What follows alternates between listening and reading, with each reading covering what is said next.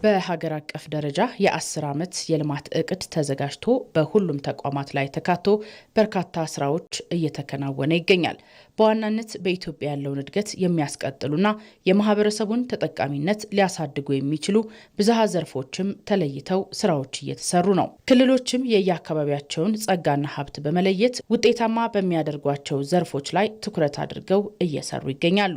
በግብርናው፣ በማዕድን፣ በኢንዱስትሪ፣ በአይሲቲ እና እንዲሁም በቱሪዝም በዋናነት በተለይ ከኛ ክልል ኮንሴክስ አኳያ የኛ ትልቁ አድቫንቴጃችንም የቱሪስት ከተማ ናት። ለምሳሌ እኛ ሀረሪ ከ1000 ዓመት በላይ ታሪክ ያላት ነው። ይህ በአገር አቀፍ ደረጃ ይታወቃል። ያው እንግዲህ እስካሁን ድረስ በከተማ ልማት ዘርፎች ለምሳሌ በጣም በርካታ ስራዎችን ሰርተናል። በኮሪደር ልማት በገጠርም በከተማም በእነዚህ ዋና ዋና ዘርፎች አካባቢ ስንሰራ ነበር ማለት ነው። በኩታ ገጠም እርሻ አርሶ አደሩ እንዲያርስ ከመደረጉ ጋር ተያይዞ በርካታ አካባቢዎች ላይ ስራው እየሰፋ እየመጣ ነው።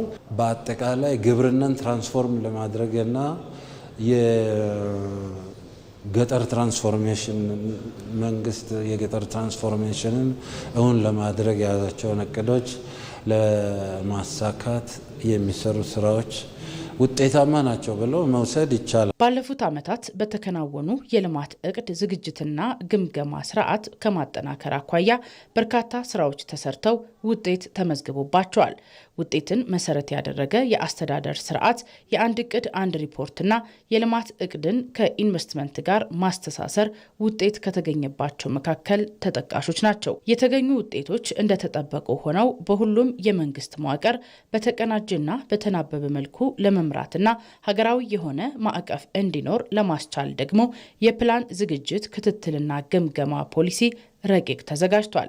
ውጤትን ለማምጣት ከእቅድ ነው የሚጀምረውና እቅድ እንዴት አድርገን ማቀድ እንዳለብን የሚለውን የእቅድ ስርዓትን የሚያጠናክር ነው። እንግዲህ እቅድ ስናቅድ ባለን የሪሶርስ ፖቴንሻል ላይ መሰረት ማድረግ አለበት። ስለዚህ በስፓሻል ፕላኒንግ ፍሬምወርክ ላይ መመስረት አለበት።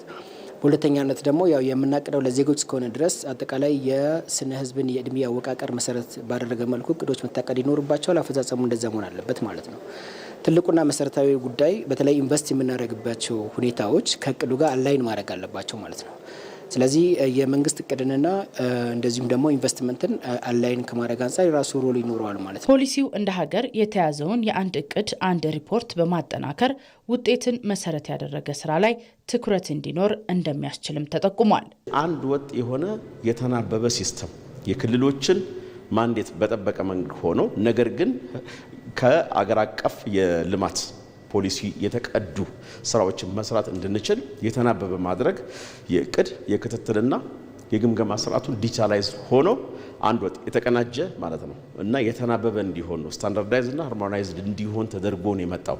ስለዚህ ምን ይጠበቃል? አላማው በግልጽ ቁጭ ብሏል። ያንን እንድናሳካ ይጠቅመናል። እንደ አገር የምንከተለው የአንድ እቅድ የአንድ ሪፖርት ስርዓት እነዚህ ደግሞ በተለያየ መስክ ተበታትነው ያሉ የውጤት መስኮችን ማሰባሰብና የውጤት መስኮቹን ደግሞ በተቀመጠው እቅድ መሰረት ውጤታማ ናቸው የሚለውን ለመለካት የሚያስችል የውጤት አመላካች ነጥቦችን ወጥ አድርገው በአገር ደረጃ ከዛ ያንን ደግሞ ዲጂታላይዝ በማድረግ ሰብሰብ ያለ ግንዛቤም መረጃም ለማግኘት ድጋፍ ይኖራቸዋል የሚል እምነት አለኝ። ፖሊሲው ለ4 ጊዜ ውይይት የተደረገበት ሲሆን ከተለያዩ ባለድርሻ አካላት ተጨማሪ ግብዓት እየተሰበሰበበት ነው።